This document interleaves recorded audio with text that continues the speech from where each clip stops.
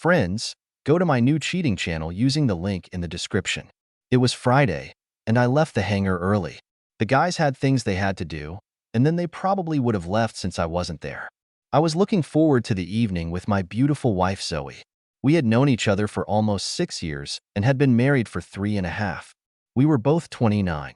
The relationship was a little slow, and for the last month or so she seemed a little distracted. So I did my best. A bottle or two of decent wine. A couple of rib-eye steaks from the butcher shop. Roses from the florist, not from the supermarket. I planned to light candles and hope to find out what was wrong with her.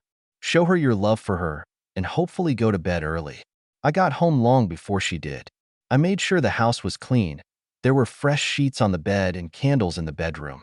I set the table in the kitchen, took the best cutlery and napkins. I opened a bottle of wine to let him get some fresh air. I put the roses on the table by the front door so she can see and smell them when she comes in. She loves the smell of roses. I cooked potatoes for my signature potato scallops in the oven. Sprinkle the potato slices lightly with olive oil, season with salt and pepper, add a little rosemary. I used mustard powder to sprinkle the steaks very carefully. Everything was ready for her appearance. I was very pleased with what I did. All I had to do was wait for the love of my life to appear, and I would conquer her from head to toe and show her how much I love her. I hope it lasts all weekend. I heard the front door open as I was putting potato slices on a baking sheet. The oven was warming up. I heard Zoe call out to me, "Richard, are you at home?" It was strange, I thought, because my car was parked on the road in front of the house, and the roses must have given it away. I had just finished sprinkling rosemary on the scallops when I heard her say, "Okay, we arrived first. We can sit on the couch when he comes in. It will look better if we sit," and he stands. "He won't be scared when we tell him." "Tell me what?" I asked when I entered the living room, where I was greeted by a shocked Zoe and some other man. At first glance, I knew who this man was. Zoe has been talking about him for the last 2 months. He was the new deputy head of the Human Resources Department. A little over 180 centimeters tall, fit, blonde, handsome, and arrogant. I must have had a confused expression on my face. He wasn't serious and just held out his hand. "Hi, Dick. I'm Gerald." In a daze, I took his hand. He had a strong grip, very strong. He stopped just before he crushed my hand. Prick. I was just standing there. He smiled at me. Zoe spoke up. "Richard, we have to tell you something. Will he be superfluous at dinner?" I could have defrosted an extra steak and Gerald would have eaten it. She continued, "I'm going to spend the weekend with Gerald. It's only going to be 1 weekend. I didn't expect this to happen." "What?" "No." Gerald stepped forward. "It will be so good for you. I'll teach her things you can only dream of. You'll be much better off with her. It would only last 1 weekend, and she would never do that again. And oh, never." I started to come to my senses. If she does that, I'll divorce her. Gerald came right up to me, looked down at me and said in a threatening voice, "No, you won't do that. You can't stop me." Continuing in the same threatening tone, he said, "No, I can't stop you, but I promise that you will have trouble walking the very day you file for divorce in court. From this day on, your life will be full of pain. The choice is yours." He stood next to Zoe and smiled at me, continuing to speak in a normal voice. "She will spend the weekend with me, and I will teach her a lot. She'll come back to you, and I'll never sleep with her again. She will remain faithful to you after this weekend."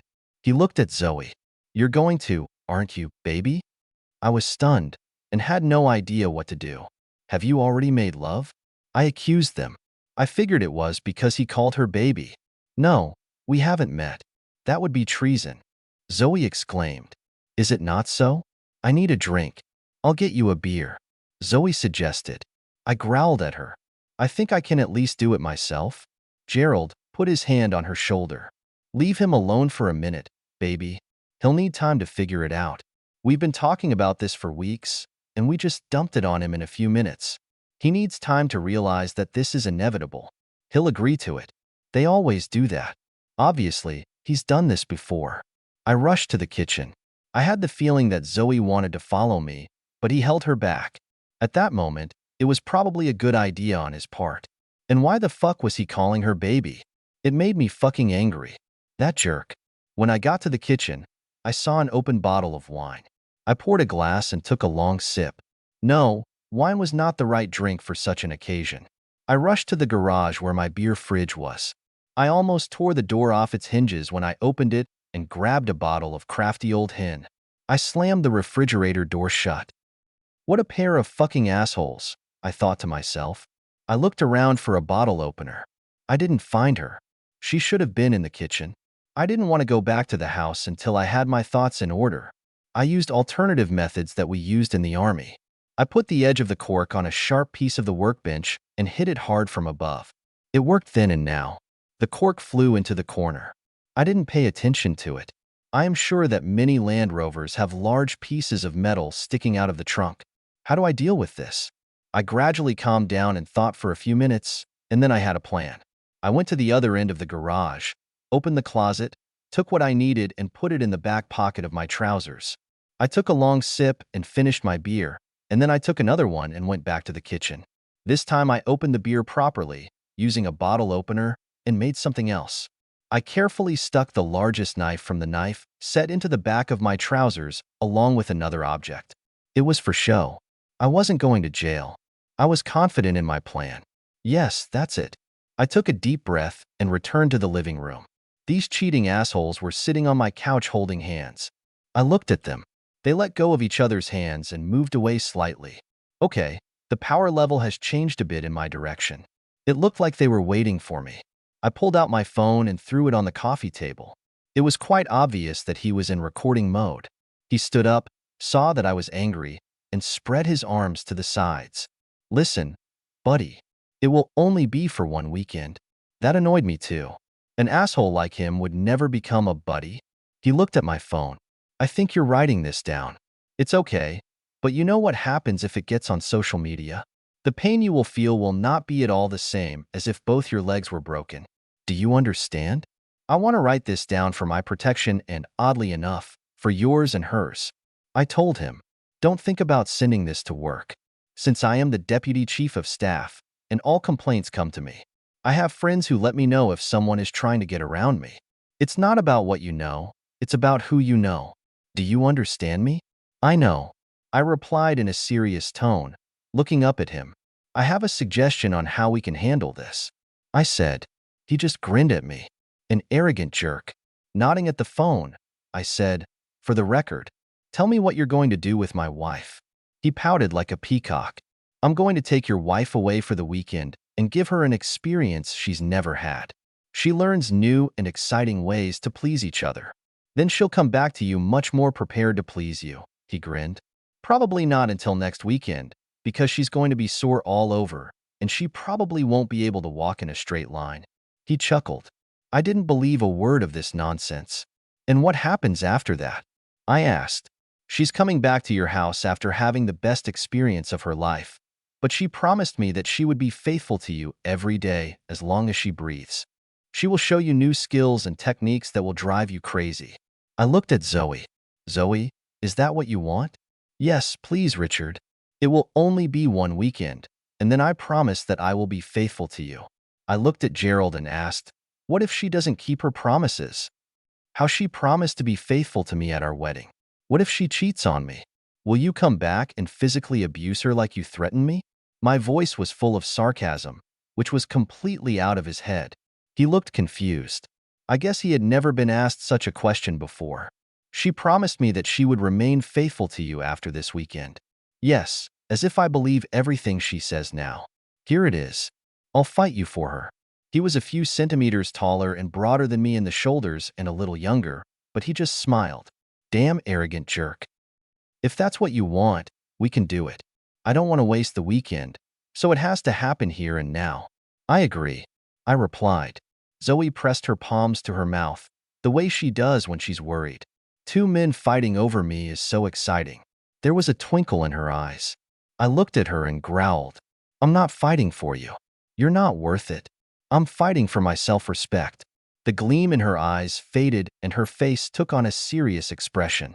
After looking at him, I said, if I win, you'll leave and never speak to her again, even at work. If you win, you'll spend the weekend with her, and I won't divorce her. But there are rules. There was still a smug expression on his face. Okay, let's listen to them. The one who falls on his back first loses. No knives, no weapons, and everything else is in force. And whoever wins, no police. Okay, let's do without the police. Do you have any knives? He grinned at me. At these words, I pulled out a large 30-centimeter meat cleaver from the waistband of my trousers and put it on the coffee table. It made him open his eyes. And I suppose you have a gun, too? He said, grinning. With a smile, I reached behind my back and pulled out an air pistol, an exact replica of a combat one. I don't know if he knows anything about guns, but these weapons looked real, especially when I pulled it out. He was less cocky now, but he didn't hide his arrogance. I'm going to beat the shit out of you before I roll you over on your back. Do your best, asshole. Just remember the 3 rules. No knives, no guns, and no police, and everything else is fine. I'm not a fool. I get it, you little bastard. You're going to pay for this. I may have to keep her for the whole week. If you win, at least I'll respect myself for trying to protect my marriage. I won't be ashamed every time I look in the mirror. Suddenly Zoe changed her mind. She recognized my behavior and determination from the past. Things might not go the way she planned. No, please stop. I've changed my mind. Richard, don't do this, please. Gerald, leave now. I've changed my mind. I don't want that. She realized that I liked the change in power level more. I growled at her.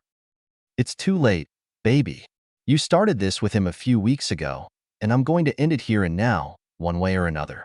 Take out your phone and write it down. I need proof. She was crying.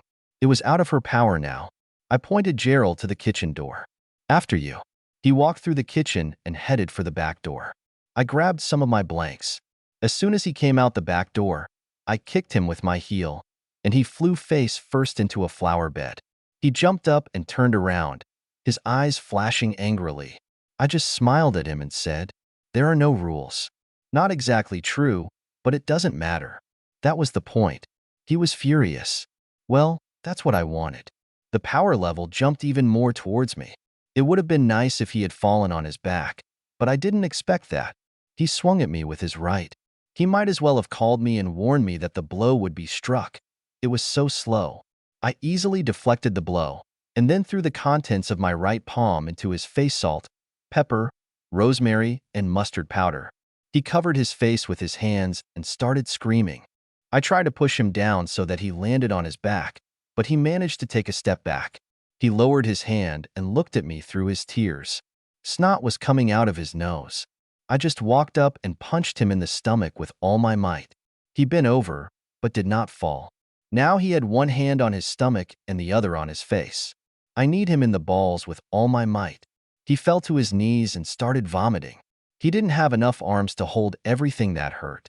I tried to turn him over on his back, but he resisted. Then I hit him hard in the face. He swayed on his knees, but still did not fall on his back. My right fist hit him in the nose, and blood gushed out in all directions. Damn, it must have hurt. It wasn't shown on TV. I hit him in the face with my open palm. His head snapped back, so I hit him with the back of my hand.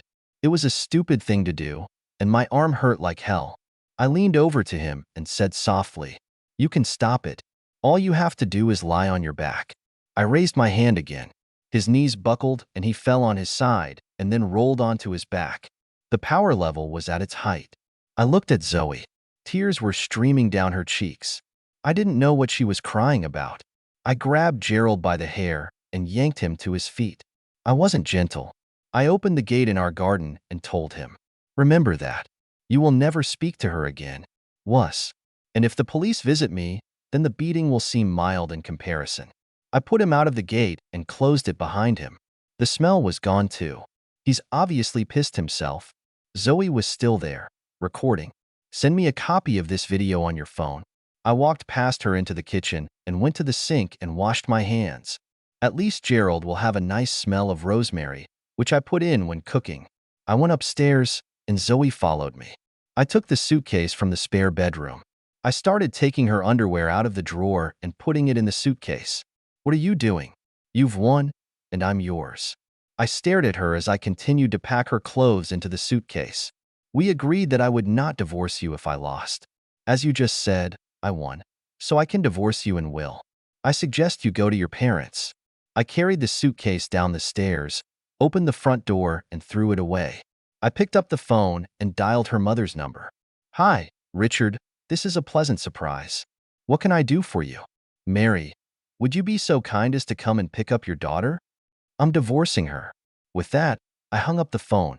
I sent her an audio recording in which Gerald brags that he is going to use her daughter all weekend. And she said that's exactly what she wanted. Then I turned off my phone. I took Zoe by the hand and led her out the door, closed and locked it behind her. I didn't pay attention to the knocking, and after a while it stopped. I was expecting a police visit. They never came. Perhaps Gerald was too ashamed to admit that he was defeated by a smaller man. It doesn't matter. I spent Saturday sorting out everything that belonged to Zoe and calculating some sums. When my grandparents died, my sister and I took over the house. I took out a small mortgage to pay her for her half. I'm sure I'll have to reimburse Zoe for the amount she paid for the mortgage. I edited the video and audio clips and sent them to all the email addresses I could find at Zoe's workplace. Jerks like Gerald must have made enemies. I'm sure they'll make sure it gets to the head of human resources. On Sunday morning, Zoya's father stopped by to pick up the rest of her things. He looked at me and asked, "Is there any way in which you—" I think the expression on my face told him the answer to the question he didn't finish. We shook hands as he left. I suspect Zoe's parents were one of the reasons the divorce went so quietly. It's been a little over 4 months since I filed for divorce. It was on a Saturday afternoon. I was in the garage cleaning my air guns. I had a shooting competition tomorrow. I heard the doorbell ring. I was about to get up when a voice called out to me. "It's okay. I'll open it." It was Clara, the woman who kept order in my house. Clara appeared at the garage door. "This is the lady who says she is your wife. 170 centimeters tall, blonde hair. She is about 30 years old, maybe a little more." I put the kettle on and left it in the living room. I went into the living room. It was Zoe. She looked cute. She tried, but she aged about 5 years. She didn't look well. It was the first time I saw her since I kicked her out. "What do you want?" "I'm paying you for the house as much as we agreed." She looked at me. "Richard, I'm so sorry. I made a terrible mistake." He convinced me and promised that everything would be fine. He told me that if you loved me, you would let me do it. He seemed so convincing. He asked one of the girls to tell me how she did it. "And this other girl, is she still married?" I knew the answer to that question. She wasn't sure. "I don't know. I don't work there anymore." After everyone received the video and audio recording, I was so ashamed. No one wanted to talk to me. I had to leave. I have to ask, are you still dating Gerald? No, I wasn't going to. He kept his deal, and he never talked to me, but he didn't stay there long. He did not go to work for several days, and by that time, everything had already gone wrong, and he was escorted out of the building. There are rumors that he was beaten by another husband. It wasn't me. When I was dragging him to the back gate, I warned him. The police didn't come to me, but I kept looking over my shoulder and stayed away from dark places. Serves him right. He is not a noble man. Decent men don't use other people's wives. Please, Richard, can we try again? I would never do such a stupid thing. You are welcome. I really love you, and it was for your own good. But I'm sorry, honey. It was a mistake, and I shouldn't have done it, she begged me. At that moment, Clara entered, carrying a tray with cups, saucers, a kettle, a milk jug, and cookies. Putting the tray on the coffee table, she said, "You might want to let it brew a little." She disappeared back into the kitchen. Zoe watched her go. "Or have you already found a replacement for me?" "This is Clara. She cleans my place once a week. She's a cleaner in our hangar. I work so hard that I don't have time for it. I had to take out an additional mortgage to pay you. So, is there a chance? Please, Richard." I poured myself some tea and took a sip. He was weak, and I should have waited, as Clara advised. "It's been almost 4 months, and I haven't heard from you. You're not contesting the divorce. So why now?" She looked down at her lap in embarrassment. "I know I made a terrible mistake. I wanted to give you time. I wanted you to miss me, and so did I. I had to work up the courage. Mom said that if you love me, You can give me another chance. Dad said I was wasting my time, but I have to try. Richard, please. I took another sip of tea. Clara came in with a tray full of cleaning supplies and headed up the stairs. I'm just going to clean up upstairs. There's nothing in your bedroom that I shouldn't see, is there? She giggled softly. I hope you've put away all your bondage gear. And with that, she ran up the stairs without waiting for an answer. I looked at Zoe. It's her little joke. You know we've never allowed ourselves to do anything like that. Maybe we should have done it, but you never wanted to explore anything unusual except with this jerk.